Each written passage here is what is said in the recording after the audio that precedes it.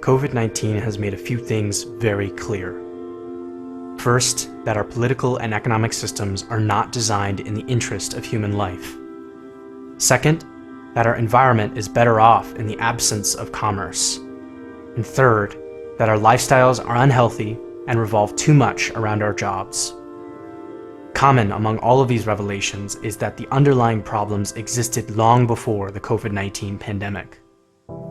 Before that, they manifested as conflicts in the Middle East, the refugee crisis, the Great Recession, the war on drugs, and climate change. What we are not seeing, or not willing to see, is that these catastrophes we find ourselves in are symptoms of our massively problematic socioeconomic system. They are not anomalies. These catastrophes will not stop until we address the underlying cause. In fact, these catastrophes will continue to get worse. Normal was the crisis, and that is why we cannot go back.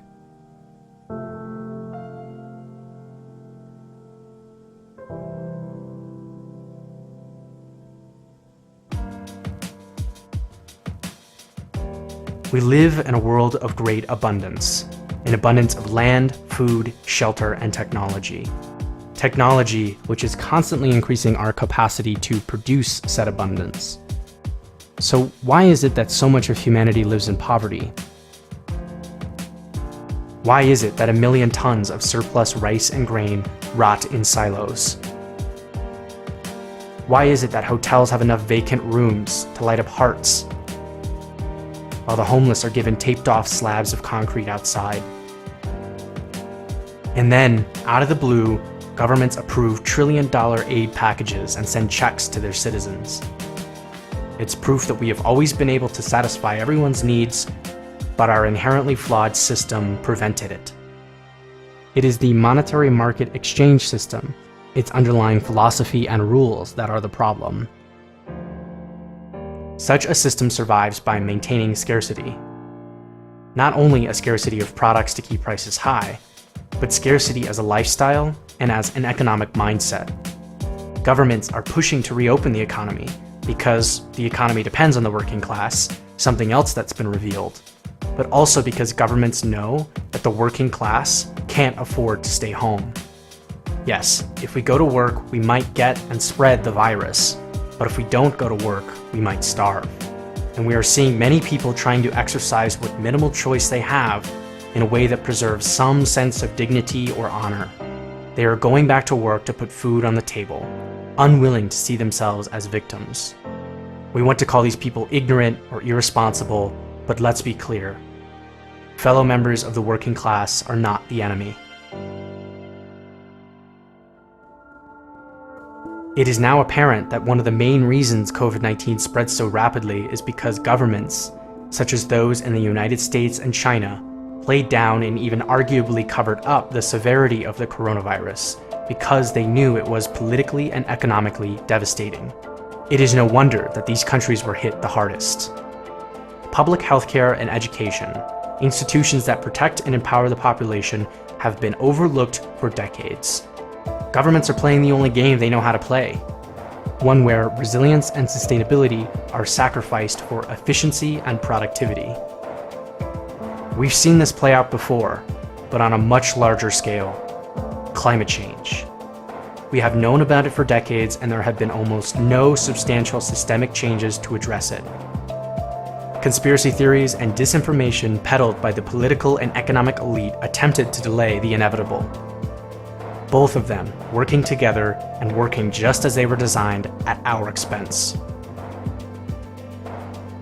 We know that a growing economy corresponds directly to worsening environmental conditions. And now we also know that an economy on pause corresponds directly to improved environmental conditions. The normal we would return to was one that was already headed towards catastrophe. We must not return to normal because normal was the crisis.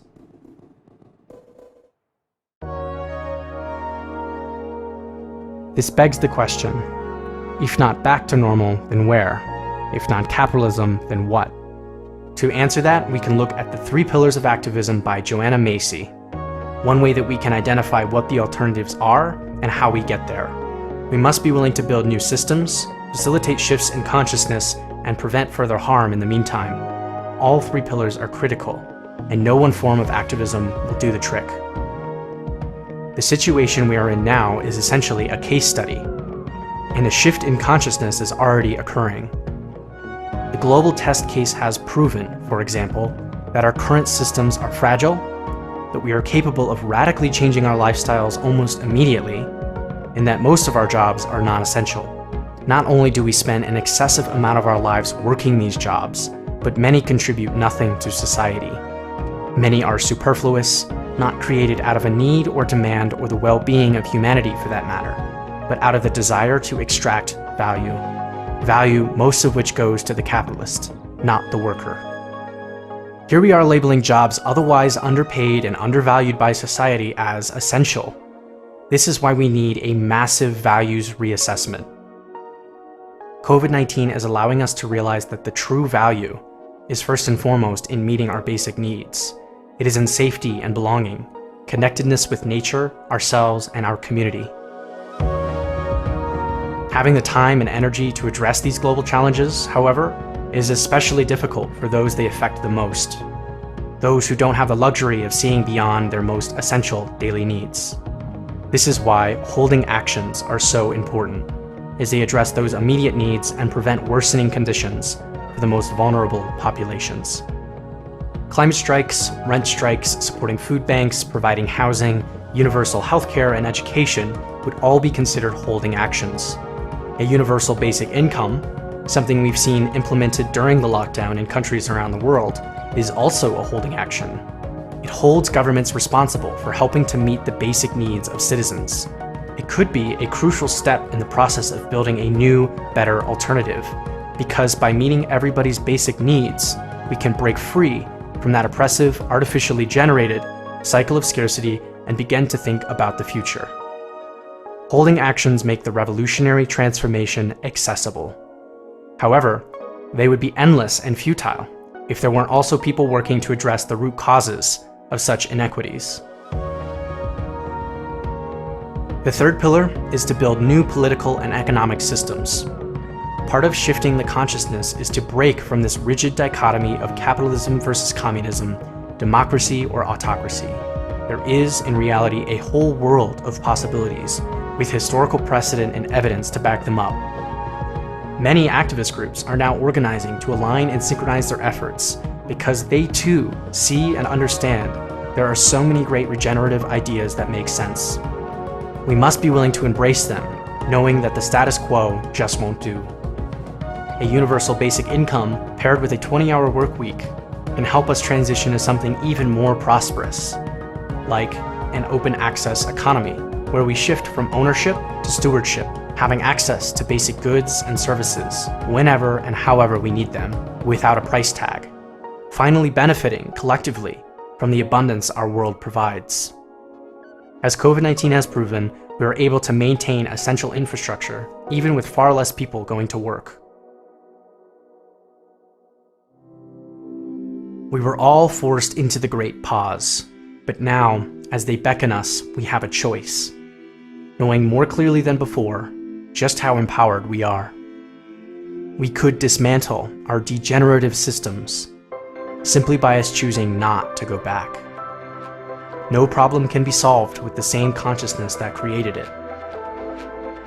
We are in a raging river, scared and holding on to a branch, battered by the rapids. Only when we recognize that our system of government and our economic systems are not only outdated, but flawed in their design, can we let go, scary as it may be. But we can take solace in the fact that we have somewhere to go, things to do, and that is designing a new system that makes the existing one obsolete.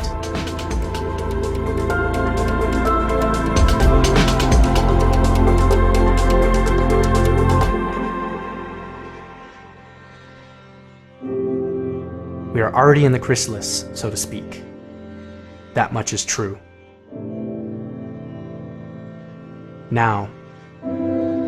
whether we emerge a beautiful new creation is up to us. Stay tuned.